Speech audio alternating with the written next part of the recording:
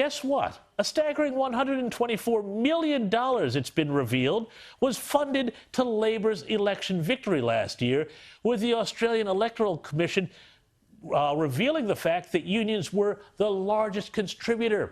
$37 million went in donations, $16 million directly to the party, and over $22 million on political campaigning for the unions, paying their way to get their demands met under the Albanese government. And boy, hasn't that paid off. Let's bring in Liberal Senator Alex Antic from Adelaide.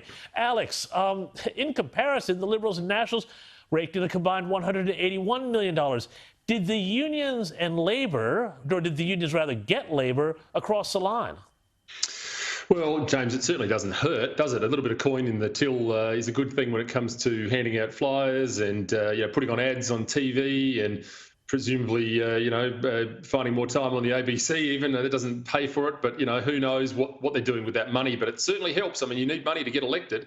And when it comes to that last campaign, the old adage is, at some point, you've got to pay the piper. And I think we've seen that straight off the bat, frankly. We saw it through some pretty drastic IR reforms, through multi-employer bargaining that they pushed through the Senate just before Christmas. And that's the reality for the Australian people. When you vote Labor, you vote unions. And, if you want the CFMEU running the country, then that's what you're going to get, because they have more than got their hands all over the ALP. And we can see that through these returns. Well, buckle up, Australia, if that's the case. But the top donors to the Teal's Climate 200 political movement have also been revealed, and they include software top dog Scott McFarker and Mike Cannon-Brooks, who together spent over $2.6 million to boot out the Morrison government in some of those Teal seats. What do you make of that?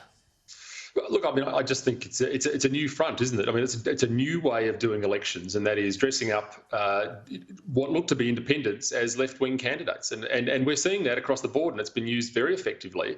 The message really has to be for the Australian people, you have to know what you're buying. And when you're voting for Teal candidates, you are voting for green left candidates effectively. And that is simply replicated throughout the country. We've got some here that are funded in SA. I think the member for Mayo had a significant contribution from Climate 200, and that's been rolled out across the board. So, look, I mean, you'll get all sorts of arguments about political donations. Ultimately, people are allowed to support who they want to support, but people only find this stuff out after the event, and it should be of no surprise in future.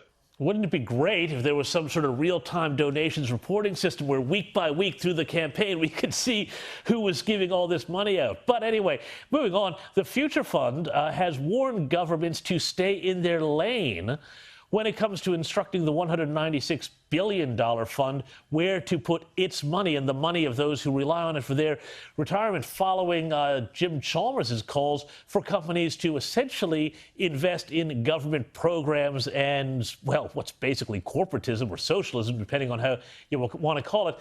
Alex, money and politics just shouldn't go hand in hand like they're proposing, should they? No, look, I think they probably shouldn't. I mean, the Future Fund was a great initiative, a great idea. But look, I think we're all a bit troubled by the concept of governments determining, everything about spending. We're seeing so much more of it. I often say that I love it, and I use it too often, the old Margaret Thatcher line that communism never sleeps, it never loses focus of its objectives, and neither should we. When you get government spending big money, you get that return. I think we're seeing the slow creep across the planet, but certainly in Australia, of the return of socialism and a form of communism, even if you like, coming through. So, look, keep big government away from me. Our bureaucracies are too big. Our government spending is too much. We've got to get back to lean and mean at some point. Yeah, well, I suspect the new slogan is going to be never stand between Jim Chalmers and a bucket of superannuation money. But anyway, Alex Antic, Senator from South Australia, thank you so much for your time.